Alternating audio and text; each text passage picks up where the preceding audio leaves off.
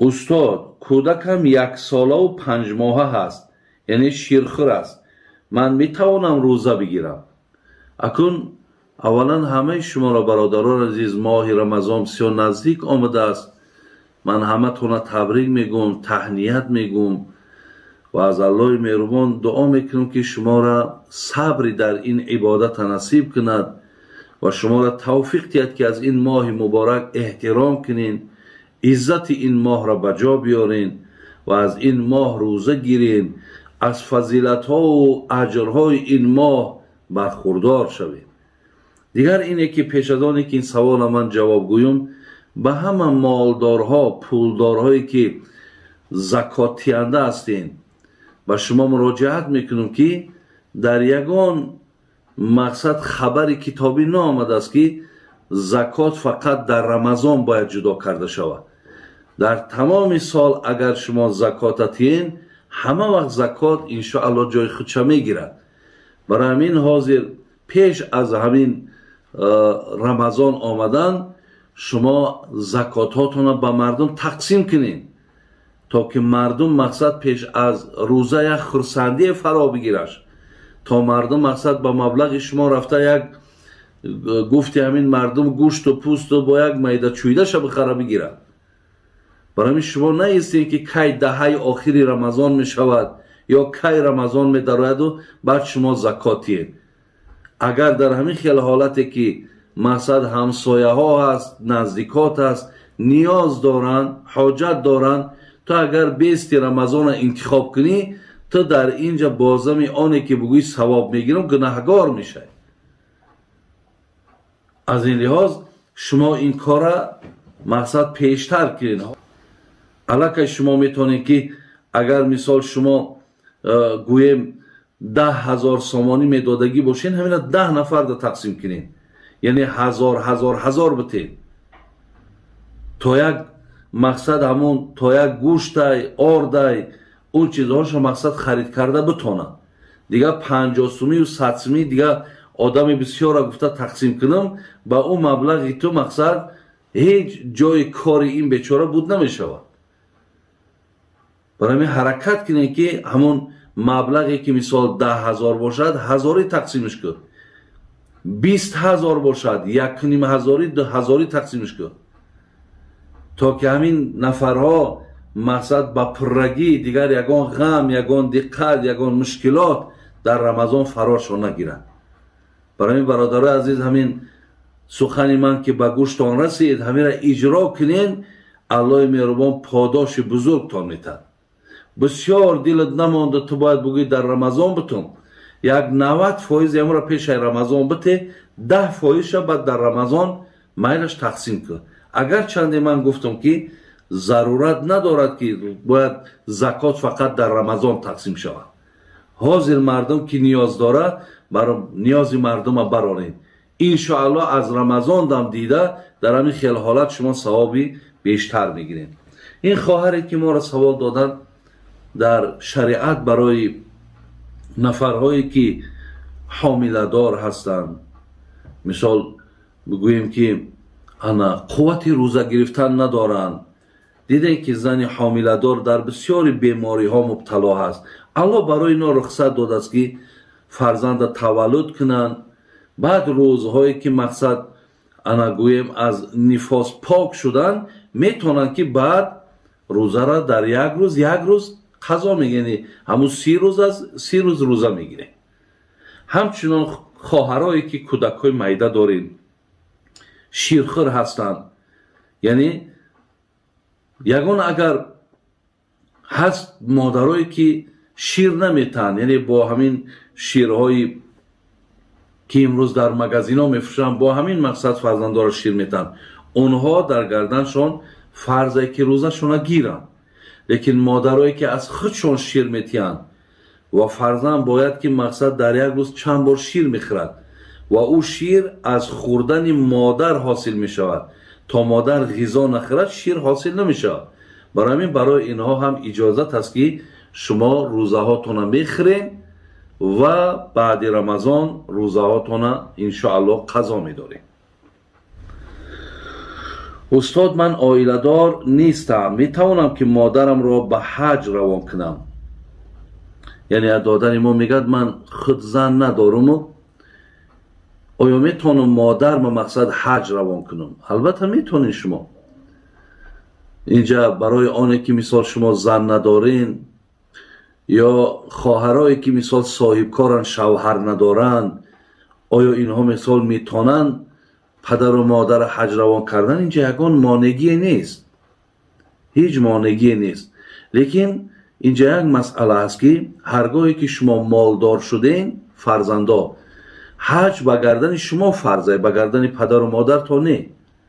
پدر و مادر رو خوب گوش کنین، همین را برای خاطر اون که فرزندای ما پدرها و مادرها را که بسیار احترام میکنن و از این نازکی مسئله که آگاهی ندارن، شما اونها را یاردم کنین. پیامبر گرامی گفتن خداوند رحمت کند پدر و مادری را که فرزند در کار دنیوی و اخرویش یاردم میکند.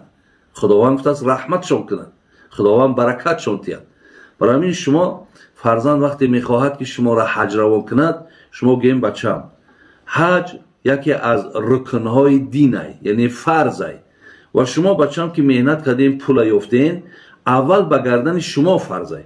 شما رفته گردنتون فرضیت ساقط کنین و بعدا انشاءالله آینده خدا خواهد ما را که روان کنی، دیگر اینجا ده هم الله راضی و هم فرض از گردن تو ساقط و هم ما هم ده حقتون دعای نیک میکنیم. پدرها و مادرها همین مصلحت فرزندا را تین، زیرا اینها روشان نمیشود، یا شرم میکنن یا حیا میکنن یا مردم میخندن که این بچه را ببین پدرش یا مادرش حج نرفته، خودش حج رفت. مردم نمیدونه که حج به گردن همون مالدار فرضه، به گردن پدر و مادرش نه. چلی که امروز فرزند مالدار میشود، مال زکات چه فرزند باید بتد، پدر و مادر نمیتد کو. برای همین انا پدرها و مادرها فرزندا را یاردم کنید در همین کارها تا که اونها از گردن خودشان فرضیت ساقط کنند. بعدن که آمدن انشاءالله به گردن شما ولی ضرورت ندارد. اگر خواهید زنش بتین، با کارش که خوب باشد، درآمدش که ناز باشد، زنش بتین، با بعد مثال زن گرفتن، بعد میتونه که شما مقصد از حساب درآمدهای فرزندتون برین حج کنین. بهترین نور بالای نور میشود.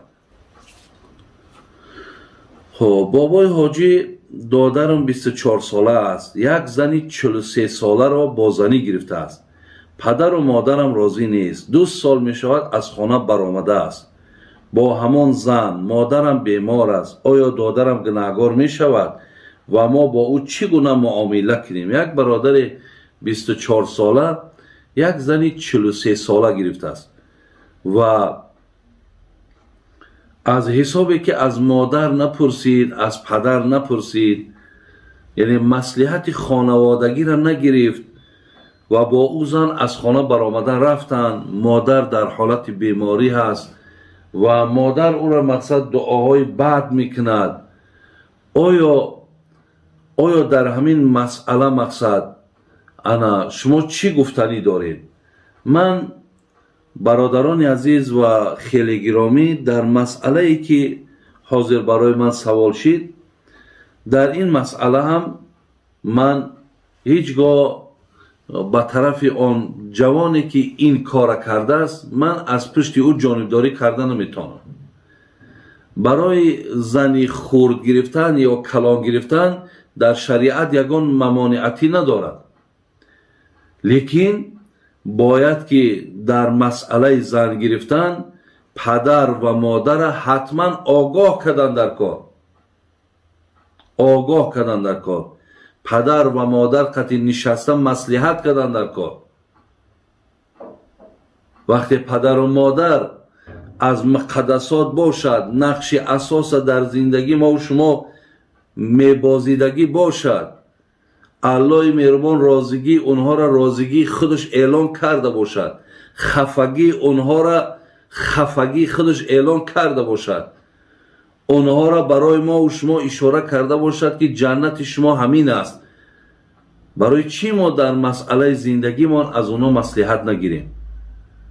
برای همین من به این دادر مراجعت کردنیم که حتما پیش مادر بیاید، پیش اولاداش بیاید و این مسئله را در پیش اینها گذارن. اگر مادر گوید برای من لازم نیست، من میخواهم که مقصد با او زندگی نکنی، سخن مادر تا قبول کن.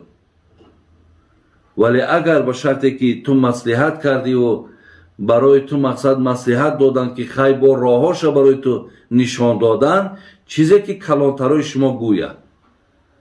برای همین یکی از خطاهای کلان امروزه دخترای ما و بچه های ما همین است که به مصلحت پدر و مادر شوهر میکنن، به مصلحت پدر و مادر زن میگیرن. بعدا بینید که وقتی که اینها دلهاشون ناراضی و ناراحتن و دستشون میبردارن و در حق تو دعای بد میکنن، تو چی میابی از زندگی؟ تو با کجا میرسی در این زندگی؟ اینها را اندیشه کن. دیگر او زن چی دارد، دستگاه دارد، دکان دارد، ماشین دارد یا خانه دارد، چیزی دارد، اینها را به نظر نگیر. زیرا هیچ وقت در یگان دور پول و مال و چیز آدم خوشبخت کردگی نیست. لیکن دعای نیکی پدر و مادر برای تا هم خیر دنیا تا هم آخرت تا. برای همین از این کردار بدت پشیمان شو، توبه کن، نزد مادر بیمارت بیا، عذرخواهی کن، چیزی که همونها گفتن همون را قبول کنی. الله توفیق تان بده.